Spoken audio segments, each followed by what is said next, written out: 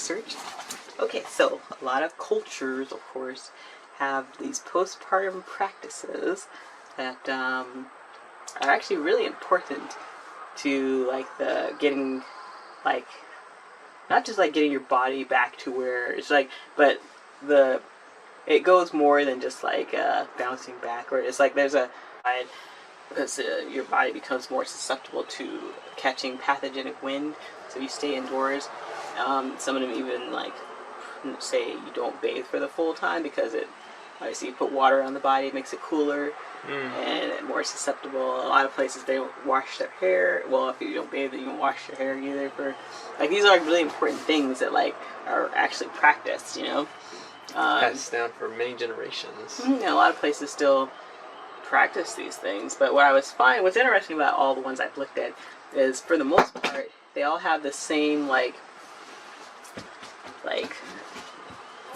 it's okay, I can pull all the similarities together because they're pretty much saying the same thing, or they're never mind. No, so they all have a lot of similarities, which means there's a lot of truth to it, because postpartum practices, there's a lot of similarities. A lot of similarities, and I guess in my first 2 pregnancies, no one gave me any idea of how important postpartum care was. I was up and doing stuff, and I definitely felt it more in my second pregnancy because we were like all over the place. Yeah. And definitely took longer for me to heal and everything. But so yeah, I came across this stuff after the fact of the first 2, and I figured I would just talk a little bit about it because I'm sure it seems like a lot more people are coming, like finding this knowledge again or whatever. I think and anyone comes across this video, at least maybe research this stuff more if you are going to have a baby or whatever. Postpartum care is very important. So yes, the first 6 weeks afterward, it usually seems like a common thing, obviously, right? But I know people's like doctors and whatever midwives tell them that this too, but it goes further than that because there's a lot more to it. There's actual like energy imbalances that need to be rebalanced, and yeah. Yeah, it's like, what was it, like the vata that gets like... So yeah, in the Indian, the Ayurvedic system, they talk about there's the 3 energy doshas, the vata, kapha, and pitta. They say after giving birth, there's such a surge of like usage of energy that it leaves a very huge imbalance, a massive imbalance of your energy systems, and causes the vata to be a lot more than it would normally be. So you're vata dominant, and vata is the energy that's sensitive to cold,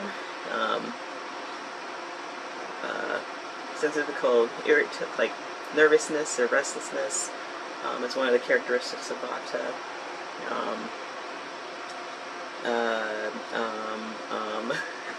So it's probably a lot of the similarities of like with the whole postpartum depression and whatnot like that. It's like, oh yeah, you could correlate that with this. Yeah, right.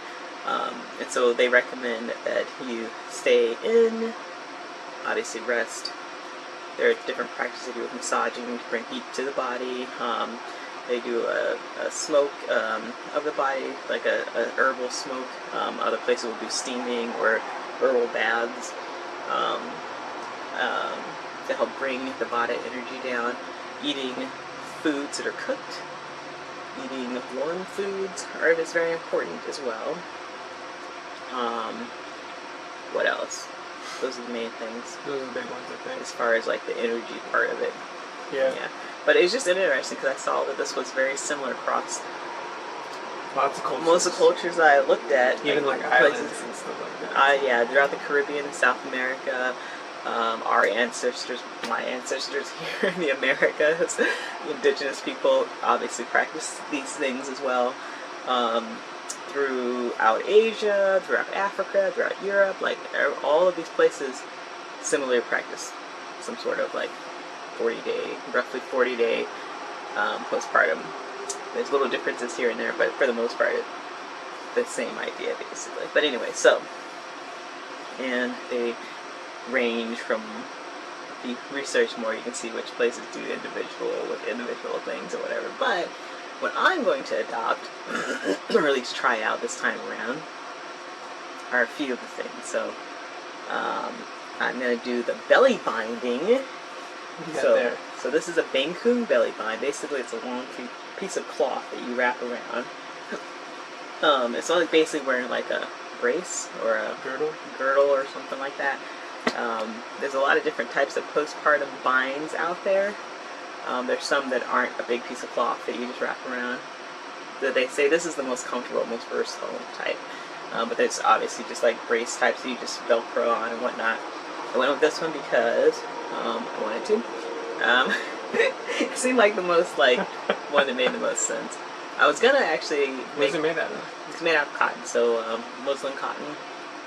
This one I ordered from off Etsy. I think it was Barefoot Mamas, I believe, is the site that had them.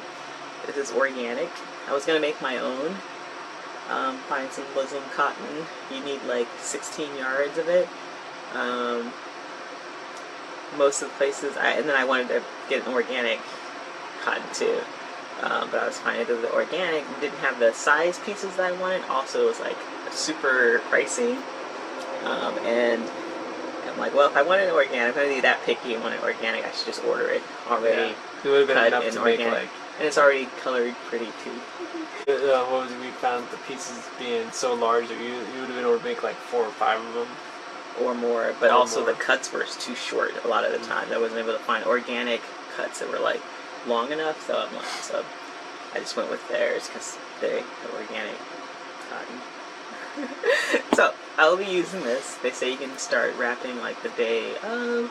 They say it helps with, so kind of like if you pulled a muscle, you'd want to put a brace on it, right, and not use it until it heals for like 6 to 8 weeks or whatever. It's kind of the same idea with the whole belly binding thing, and it makes perfect sense when you think about it. And so most people will put it on, start using it the first day, and then they'll keep it on 12 to 20 hours per day. I was gonna say 24 hours. I'm like, wait, that's continuous almost. Okay, so like 12 to 20 hours, whatever, and then they'll go the whole 6 weeks. Sometimes you can go longer, 8 weeks. 3 months. It depends on how you're feeling, whatever. So I'm gonna try this. Another thing I'm gonna try is I'm gonna try not going out and doing a lot of stuff this time. Which is gonna be hard for her. She likes to do stuff. I'm gonna try actually resting for the time, and I'm pretty sure obviously there's gonna be quite a bit benefits from it. Stay off my feet as much as possible. I have a postpartum doula here. And another thing, I'm gonna try it. Before I did a lot of smoothies a lot of the time because and so obviously this time around I have to do warm smoothies but they also recommend cooked foods, not raw foods, because that's the Vata energy is very sensitive to raw foods. So we'll see about that. But basically I'm going to do warm cooked foods. Lots of obviously nutrient-rich soups and stuff and things to help balance the doshas, the energy. The seaweed soup, I'm going to, grab the seaweed, hold on.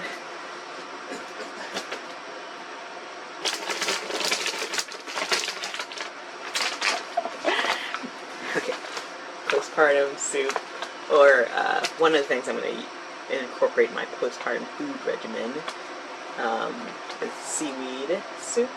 This is a common one they use in Korea. It's called miokuk soup. And the seaweed is very high in iodine, iron, and other nutrients. So basically, you just make a soup out of it and you eat it. But I'm going to try that.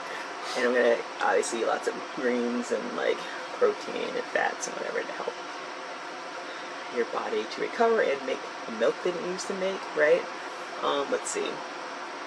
Another thing, I'm going to make sure placenta, that's another thing. Well, both my first two, I ate placenta smoothies, so I'm going to do that again, but I don't know, how would a warm placenta smoothies taste?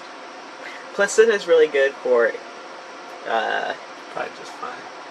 probably, we'll see, have to get creative here, but it's good for kind of balancing the hormones and milk production. They say it helps with postpartum blues or whatever. I've never had issues with postpartum what do you call it, postpartum depression or whatever, but it might have been the placenta, I don't know. No. But I'm going to do that again this time around, but I'm going to have to figure out how to get it in a smoothie that's not cold, or maybe put it and cook it. A lot of places will cook it. I think mostly Asian cultures will steam it, if they do consume it. Not everyone does. It's one of those things you can do or not do, whatever, right? Do whatever you want to do with it. Let's see, another one. Should have wrote this down. Dude, I should have taken notes. Steaming? Steaming. Oh yeah, so I'm going to do, so a lot of places will do massages of the body. They'll do smoking to warm the body. It's like herbal smokes, or not incense, but smoke just to warm the body, or they'll do herbal baths, and then, or they'll steam like the bottom area, the womb steaming. I think I'm going to try that this time around. I found a blend. They have specific yoni steams, specific to different issues or whatever. They have a postpartum blend that usually has, I believe it has raspberry leaf in it, has yarrow in it, has, hold on a second. Anyway, so I'm going to try that daily steaming. They say for about, I think, 30 minutes every day for like 30 days, but it really helps to shrink the uterus down, heal it, heal everything up quicker, and like, yeah, so I'm gonna try it, okay, and see what it's like, alright? And then, what's the next one? Oh, there's another one, hold on. So there's that. Oh, there's one more. So I also found one where they apply heat to the belly.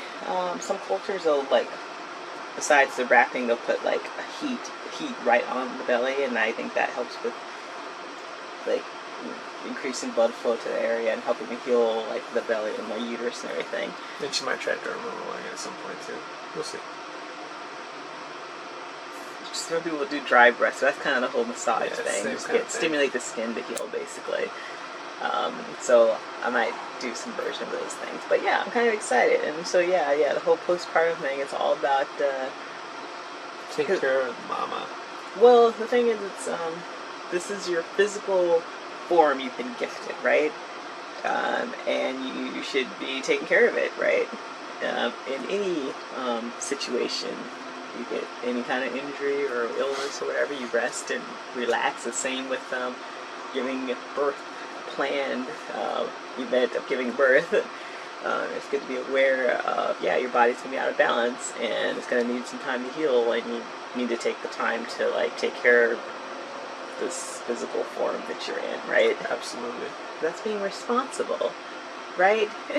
Be responsible and what's the other word I'm looking for?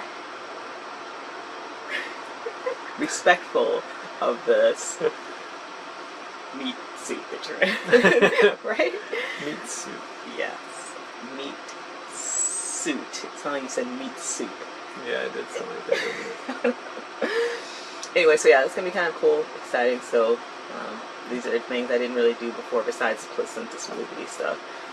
Pretty much none of the other stuff I did. So it's gonna be kind of interesting to try actual like postpartum care stuff. So we'll see. So we can take care of the meat bag. Take care of the meat suit. Yes. Cool.